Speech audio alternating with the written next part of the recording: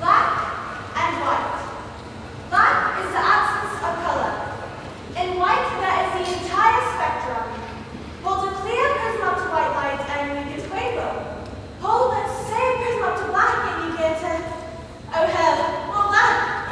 I am a writer. My art has one tool. Words. Black ink on white paper. People often speak of truth being in black and white. Still others secretly dream in black and white. Art, truth, dreams, darkness, coupled with so many colors. Come with me, will you? Tell me if what I dreamed is true, or if my truth is but a dream. Come, we are about to go yachting on the greatest ocean you've ever seen. Would you look at the size of this thing? It must be 200 feet long. 220. He owns this thing? And the ocean it's sitting in, and the sky. Some of his more minor holdings include City Hall, Washington, and the police force. Oh yeah, those little things. Maybe the old boy will give you the ship as a present, Tom. You could sell it and use the money to start getting your studio at Hop. No one's in Hop. Not yet anyway. Just wait till those year-end projections catch up with us. Well, you can't do a thing about it on the cruise to San Diego. Margaret's right, George. Look on the bright side. Mr. William Randolph Hearst has invited us all on his yacht for the express purpose of celebrating my birthday. That and the porter will buy a ticket to the movies. He controls more newspapers and magazines than any man in the country. Chock full of exciting contemporary stories. He also has a lot of other assets in motion pictures that could be of use to us. Yeah, cash. Are you planning on writing a script for Mr. Hearst this weekend? Me? I wouldn't be so pushy. Let's just say it's a birthday gift the old man doesn't know he's giving me yet. Charlie! Oh, don't be me, Tom. Happy birthday to you. Happy birthday to you. My birthday's not until tomorrow, but I love it when a pretty girl sings to me. Where's our captain? Oh, you know Willie. He's up at the captain station like it's on purpose, waiting for the mortals to arrive. Be right back with his greatness. Charlie, how are you? Oh, busy. Very busy. Same here, same here. You know George Strong is my business manager, and this is Miss Margaret Livingston, his guest and delightful actress in her own right. Sean. And Mrs. Ince? Couldn't make it. One of our boys isn't feeling well. I'm very sorry to hear that. Say that Woman of Paris was a terrific picture. Pretty big risk you took by not appearing in it. Yes, sir, you're a risk taker, Charlie, just like me. Just when you get everyone laughing at your little tramp character, you go and make some weepy melodrama without him. Well, you can't fault me for taking a gamble. Barely your character builder. Hey, Charlie? Oh, yes, a character builder. If you're speaking.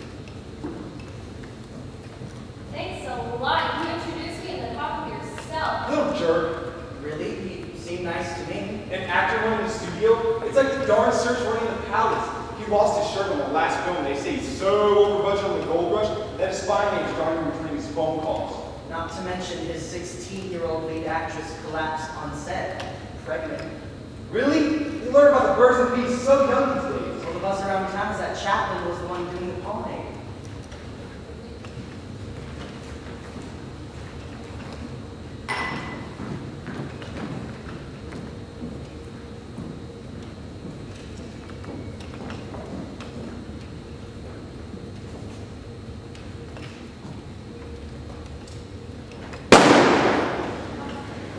Why did you return my telephone calls, you jerk? Because I hate telephones. And I know my students weekend. Maybe I was calling to tell you to stay away this weekend. Ooh, now that would pretty much ensure my arrival, wouldn't it? Willie's heard about us. He's even had private detectives poking around. He invited me here this weekend so he could watch us. In fact, he's up there watching us right now. Nothing can happen this weekend. Do you understand me? Nothing. So, what are you doing next weekend? Come off it, Charlie. How much more tracks can I need? You did get me in bed, and you're not going to. It's gotta stop now. Says you or says Mr. Hurst? Says me. How's the old man completely turned you off romance? Jesus, Charlie. If you married him before you wanted to die, you'd have 600 wives. More or less. But that's ended now. To hell with William's suspicions. Isn't it enough to have you back to this daughter's assortment of gifts yet? Tom Vince's birthday entourage. You know he's having an affair with that Margaret person. I thought you put that George Summer out there, his business manager. Darling,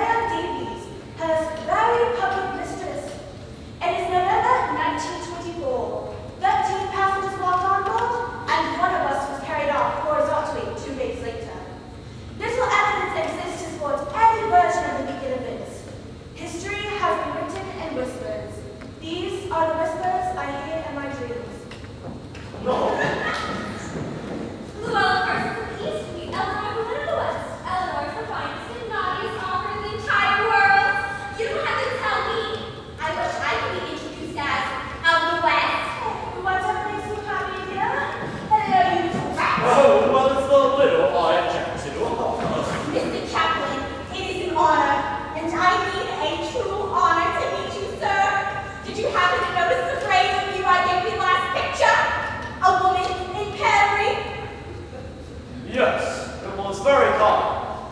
But So absurd! It just stinks that no one to see it. Well, I'm sure you won't lose your shirt on the next one too. I mean, at least get the sense to be in this new picture. What's it called? The gold, the guy, the gold rush! I hear the title just a hint of how much your picture's costing you. I'll leave you to then. I have something old rabbit to attend to. you know, I really should be going. You know, Charlie, this is my first visit out west.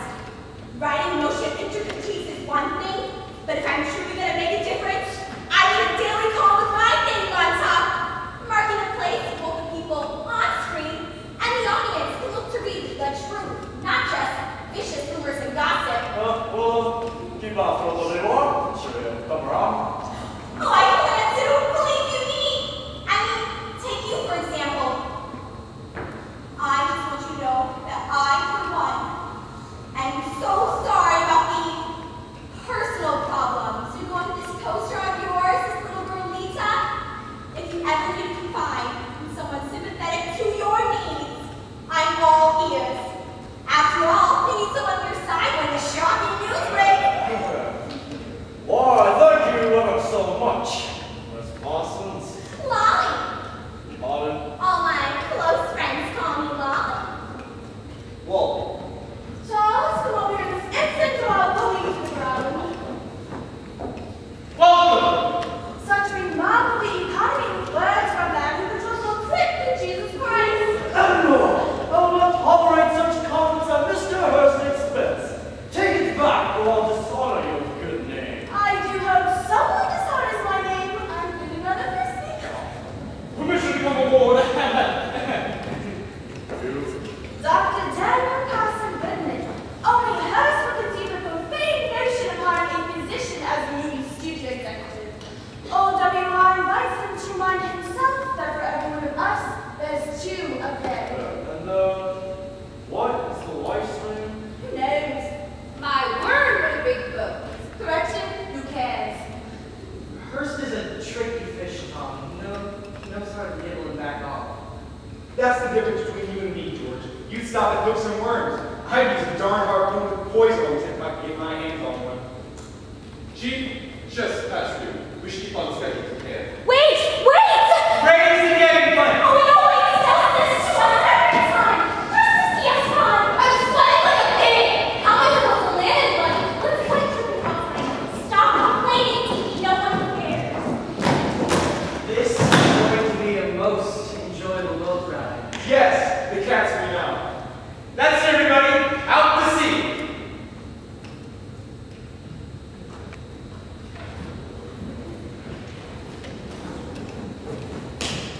God, I will not be seen arriving on time.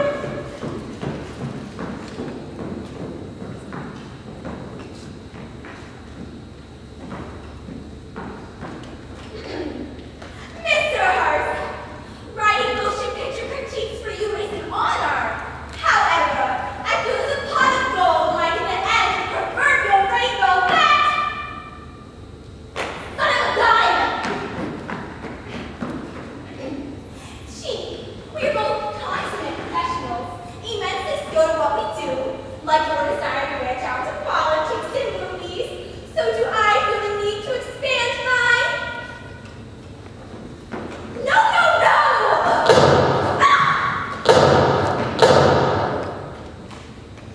Did you hear gunfire? Seals. Pardon me? Seals. This is the best time I can get it for you. 3 for 3. Oh, I see. You gotta keep the gun low, or else they'll see him. Right. Is there somewhere you'd like me to sit? I love movies, Tom. Years ago, we thought the greatest power a communicator could possess was the press. That's not true anymore. The press relies on the limited language of words, and words don't always translate well across different continents. Believe me, I know. No, Tom, the movie picture is the new, maybe ultimate, great communicator. Sure, there's a few subtitles to read, but through those pictures, those glorious, moving pictures, a universal language filled with morality, politics, and any other thing I want to stick in someone's is at my fingertips. I would love to be around in 100 years and see what we've done with them. Can I be frank with you, Dr. You can be whoever you like, Tom. I think you're the greatest newspaper man this country's ever seen. I also think your eye for movies is right on target. But you must face the facts. There are just some things you cannot control. Like what? Your political and family life. Even your newspaper empire is based on the East Coast, but the movies are here on the West Coast, where I am. I'm aware of that. And you should also be aware of your limitations as a producer. You can't send orders over the telephone. You can't have guest men represent you where real decisions have to be made. You're being almost inexcusably frank. Only because I think you have a major talent in Marion Davies and a brilliant head to the motion picture world. All you need is a hands-on guiding force to oversee spending, production. And that's you? W.R. I've made millions in this business, and we both know, despite the enormous quality of your pictures, you've never made back a dime. There is a lot of money in movies, W.R. Yes, mine. All right. Suppose I agree with all your frank observations. Are you implying that Thomas H. Ince can make a difference? I'm not implying it, I'm stating it. And I'm not just talking about Cosmopolitan Studios renting my studio space. I'm talking about Cosmo, overseeing Cosmo, and Mary in particular. How personal? Consulting with you on which scripts and directors are right for her, making sure she has the finest co-stars, keeping production costs effective. But what's in it for you? The stories in Cosmopolitan and your other magazines for starters. Tom, it's not that I doubt your background in the movie business. On the contrary, that's just where it's been lately. In the background. Even you have to admit, you're not the person you were 5, 10 years ago. That may be true of both of us, perhaps, but we both have strengths to help the other's weaknesses. No offense, Tom, but when and if I'm in trouble, I don't need a cripple to help me out. Damn, Joe! I don't believe you met my guest of honor. Tom Ince, this is Joe Willico, my personal secretary, and Dan Goodman, one of my executives at the studio. You and Dan should get acquainted. Joe, can I work with you? Only one drink per person? What kind of party is this? Presidents answer to him, for God's sakes. Are you telling me he can get us some good bathtub hooch? Well, dear, it is technically illegal. Yeah, but not for us. No, Miss Kirsten. She's not in the room. Well, whose room is she in? I'll see if I can find out. Do it fast. I don't know what the hell to do with all these people. I don't need a cripple. He actually said that to you? I know, nice way to treat the guest of honor, huh? If I had the same mean streak, I'd go that fling Marion and Chaplin right in his face. Marion and Chaplin? I saw them holding hands on deck earlier. Haven't you noticed that the only two we're waiting for at the moment? Look at him over there, figuring out who's here and who's not. In a moment, he'll come to the same conclusion I have. Well, I advise you to just keep it to yourself. I know. I'm a decent man. Don't tell me you're all waiting for a little old me to get the festivities started. Madam, dear, since you and Charles decided to grace us with your presence, would you have the decency to tell us where to sit? Ooh, this is the fun part. If Willie had it his way, we'd talk business all night. Isn't that right, Tom? Whatever you say, Mary. You, Mr. Birthday Boy, will come sit all the way down at my end of the table. Willie, you stick put. And why don't we have Charlie to tell you to keep you laughing all night? Or is that vice versa? Now, Charlie, hold your tongue.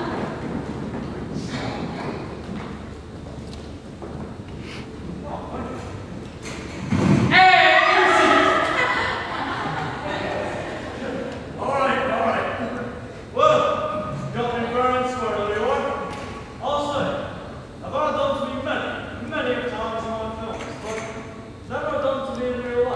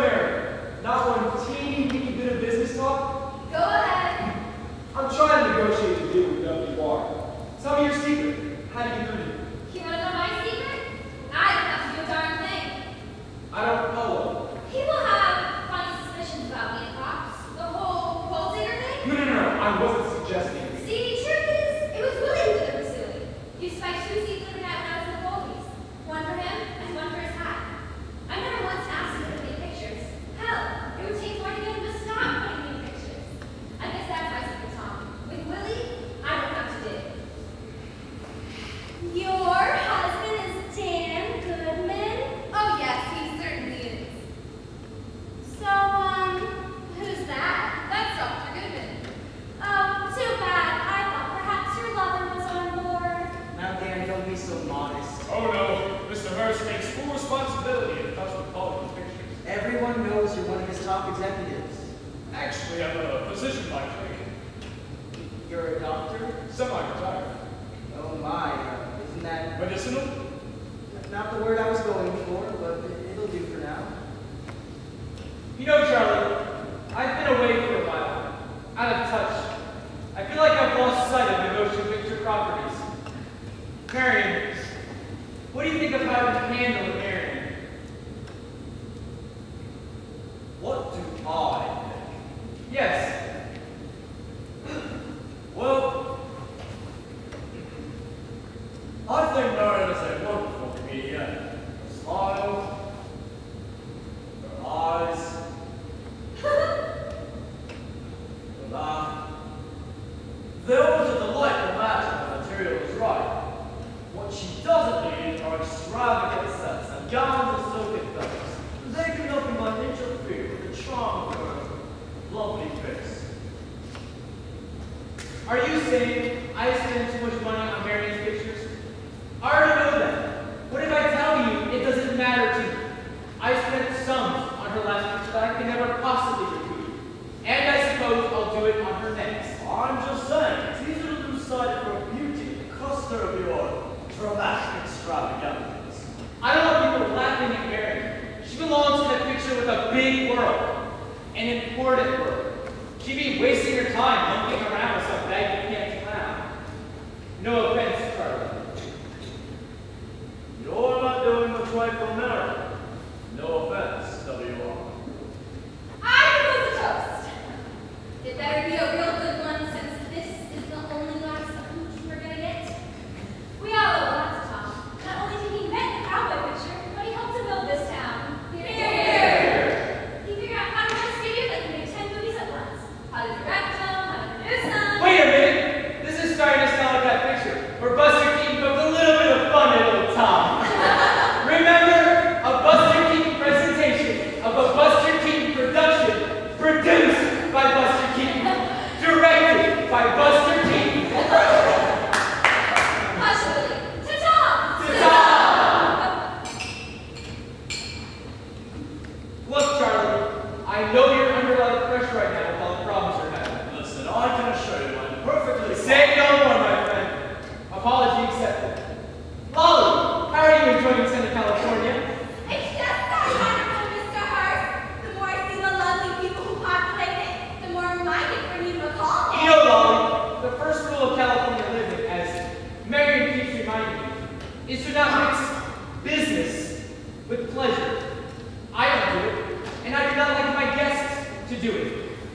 Now, you were saying? I was saying you invited a boat full of truly the most interesting people I've ever met in any one place. You see, Charlie, that is why I hired her. Even with a gun in her head, she still gives me unconditional rave reviews. Well, guns in her head aren't so bad. It keeps the blood flowing. Yes, well, as long as nobody pulls the trigger. What are you laughing about down there? It was the funniest thing ever. All about a gun to my head. And the trigger going off. And I suppose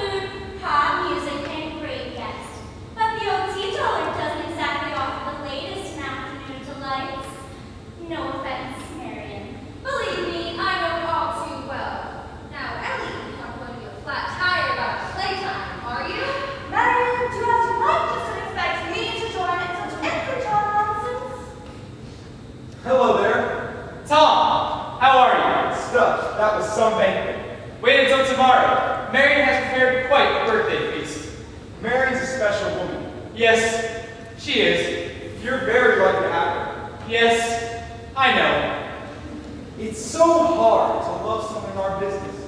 In this town, there are so many men who prey on beauty, not sincerely, but in cruel ways, just for the conquest. Take a character like Chaplin, a creative genius, but completely notorious when it comes to women. I'm sure you've heard of this girl, Rita, his lead actress who collapsed on the stomach of Gold Rush. She's pregnant with his child, and she's only 16 years old, for God's sake. That's why I keep my wife Nell as far away from show people as possible. And I know it's ironic, because I myself qualify as show people. But what's a man to do? She was an actress when we married, but 15 years ago when William was born, I pulled her right out of that world securely into our home. Women just aren't as strong as we are. They're easily fooled. Their hearts are easily reached, easily corrupted. Yes, it is a concern. And it must be, given the amount of time you're forced to spend nearly 3,000 miles away from her. This might be something else I can help you with. What do you mean? Well, if we merge our motion picture interests, along with the benefits we discussed earlier, I can keep an eye on her for you. What makes you think she needs to be watched? Is for a crowd? Not at all. Please join us. You were saying, Tom? We'll talk later, WR. Good night, everyone. What a nice man. Yes, very nice. It's a shame his wife couldn't be here. I've met her once or twice. A lovely woman. Wives. I admire your marriage, Dan. So simple. Clean. Thank you, WR. Nothing complicating things. Quite frankly, I feel particularly uninteresting next to the colorful lifestyles of your other guests. Lord knows what they're up to at this hour. Daniel, I won't hear such talk. After all, the codes of decent behavior are still something to be held in high regard. You should feel no shame for not being as liberal-minded as some of these actress persons. Darling, please. Mr. Hurst, I mean no disrespect, but do you know what one of those actress persons said to me at dinner last night? What? She had the gumption to ask if Daniel was my lover. No! Yes! What did you tell her? I said, Dr. Goodman is my husband, dearie. We are not lovers. Well, you set her straight. The thought of such a thing. There you are. Shh. Did you just shush me? Shh. Does everyone have to hear you? Yes! Margaret, will you be sensible, please? I thought this time was going to be different. I thought this time I was going to come off of George's pretend arm and onto yours. You will. You will. We just have to find the right moment. We have to be delicate. Nobody cares whether or not you're having an affair, Tom. Look at Mary Hurst, for Christ's sake. Mrs. Hurst, it was all about Mary. Doesn't approve the divorce, but approves the arrangement. She wants to stay a very rich woman with the last name of Hurst. Oh, so now it's your poor, innocent, vulnerable wife now is the excuse. I'm trying to negotiate a deal with WR. It's important that I knock down this morally objectionable side. The man's whole life is morally objectionable. You're loud. You are loud. I'm sorry. You get me so crazy sometimes. No, I'm sorry. You're right. I'm not giving you a chance to strut your stuff with these people. I don't want to strut my stuff with these people. I only want to strut with you. See, there you go again, selling yourself short. You're a fabulous actress who should be given the chance to shine. Let me work some of my magic on first, and then we'll give you notice. As an actress? Or on your art? The lady places a tall order, but maybe we'll manage both. Okay? Okay. That's my right. Time for charades! La la charades! I forgot these earlier. We'll have Marion and Charlie on one team, and Celia and Dee Dee will be team number 2. What a chick.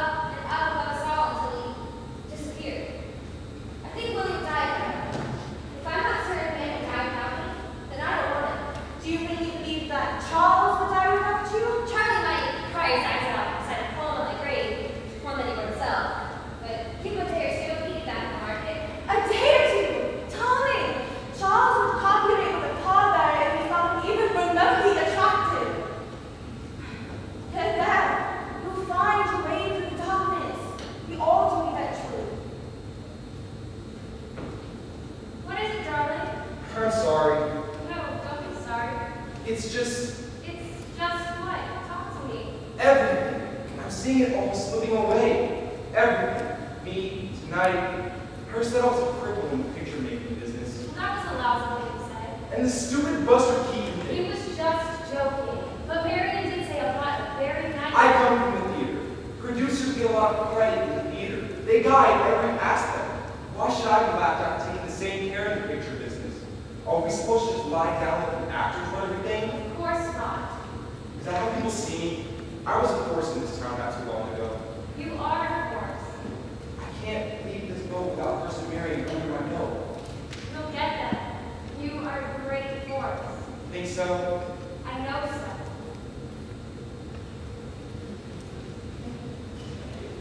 Chief, wire came through from the New York office. It's time that's going to be published in tomorrow's New York Daily News. A Sunday column? Yes, Grace Kingsley. Christ. Which one of my movies are they bashing now? I'll just leave it here for you. No. Read it to me. Charlie Chaplin continues to pay ardent attention to Marion Davies. He spent the evening at Montmartre dining and dancing with the fair Marion the other night. There was a lovely young dancer entertaining that evening, and Charlie applauded but with his back turned. He never took his eyes off Marion's blonde beauty. Miss Davies looked very fetching indeed. Photos? Studio close-ups. Placed next to each other? Yes, Captions? the two are still seen about with each other. I'll just leave it here for you. Fine. You can go now. Would you like me to? Get out!